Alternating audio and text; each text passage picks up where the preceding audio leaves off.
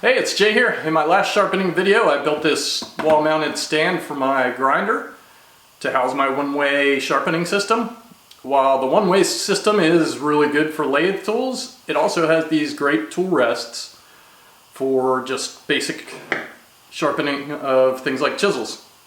One of the things I found when I got this put together was that this huge, nice tool rest was just a little too big for some things like this short chisel. So I bought this smaller one. Also, since that video, I've upgraded to these diamond CBN wheels. Now what I want to do is make some improvements to this system and to these tool rests. So when I put this thing together, there was different wheels on here. I've since upgraded to these CBN diamond wheels. And they're a little wider than the ones I started with, so I'm not sure that I'm centered here. So what I'm going to do to check that, I'm going to just kind of put a little tape on the other side of this to indicate where the edges of the wheels are.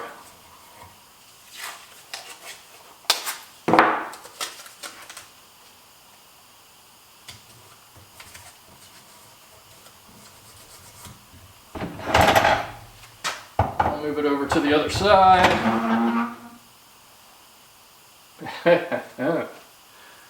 Well, that's pretty nice. I did a good job. I didn't get them centered under the other wheels, but I got them centered pretty good under this one. So what I'm going to do is just grind out a section there so that as I push it in, it'll push in inside the wheels and I have a little bit of space. Because what I found is every time you do this, to change the angle a little bit, you wind up having to move it in or out as well to get the angle right. So what I want to do is get it so that it's outside the wheel there, and as I move it up and down, it doesn't have to adjust in and out. I used a chalk pencil to mark out the section I want to cut out. And then I took an inexpensive scribe, otherwise known as a nail, and I cut those lines because I'm going to be using cooling water while I'm doing this. And I'm going to go to my cheapo old 60 grit wheel right here, and I'm going to grind out this.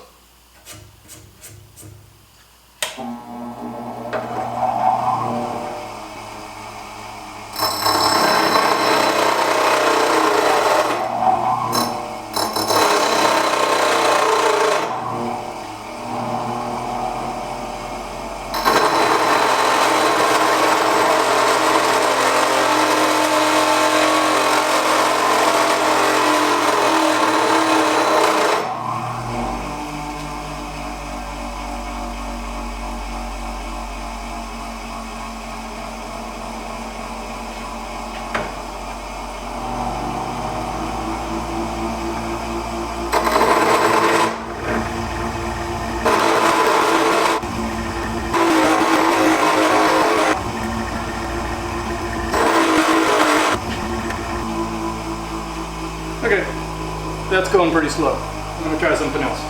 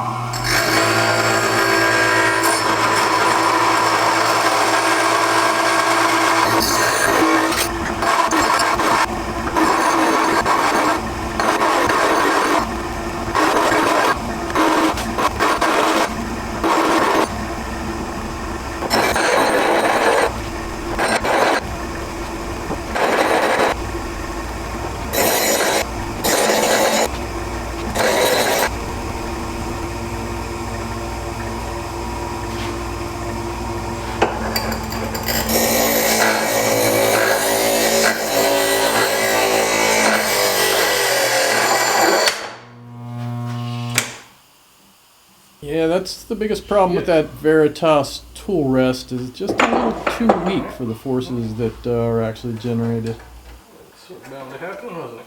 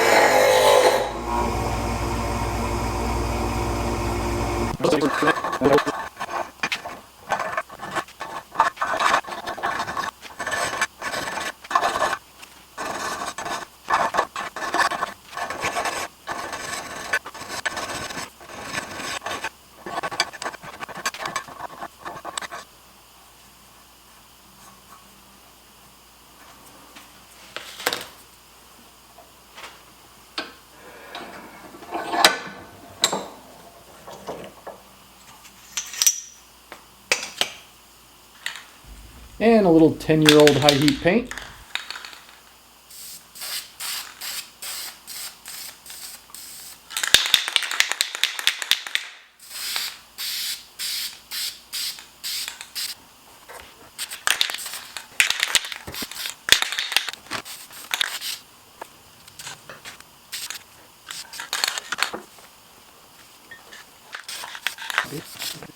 All right, here you can see the finished product.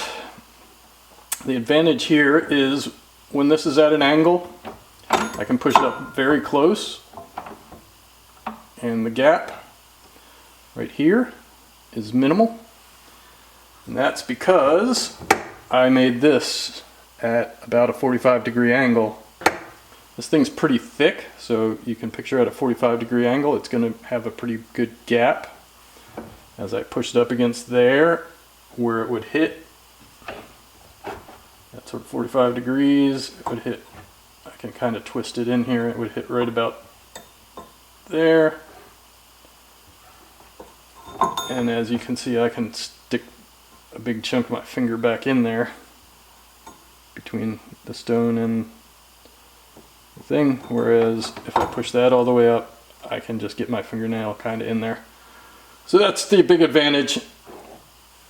And the other thing I can do is once I get this set up correctly, let's say for 25 degrees to do some basic, if that wound up being 25 degrees, I can take my scribe and scribe a line on here to mark that so that I can get it in the right position, and then I can mark back here to mark this angle of the bracket. As you can see, the bracket, this part of the bracket comes up this way, and this piece here, so I can scribe a line where this, use this edge of this as a cursor and scribe a line there. So when I get this set back to 25 degrees, next time I'm grinding and I'm happy with the position and I've ground a few blades, I can scribe a line there, scribe a line here, and I can get this thing reset back to the same position every time. I did the same kind of thing to this one. There was less space to work with here. You can see this mount comes pretty solidly up. I kind of zinged it a couple times. You can see I painted over a couple of gotchas there. No big deal. But you can see I back beveled that to some extent. Not quite as much as the last one, mostly because I was grinding into that. But it's still much better, and it works pretty well. I've actually used this one a little bit, and it works fine. All in all, this has been a pretty nice fix. The tool rests work much better. They're much closer, and as I go, I'll start scribing them once I get the angles I want, especially for things like skews on lathe tools. And I will probably draw some lines on my tool rest there for these skew angles so that I can quickly set them and sharpen them. And as well as scribing the tool rest itself to get the right angle in the other direction for all my different tools. So I hope you got something out of my sharpening series that I've been doing, and thank you for watching. I've got a lot of cool stuff coming up, so subscribe and I will see you soon.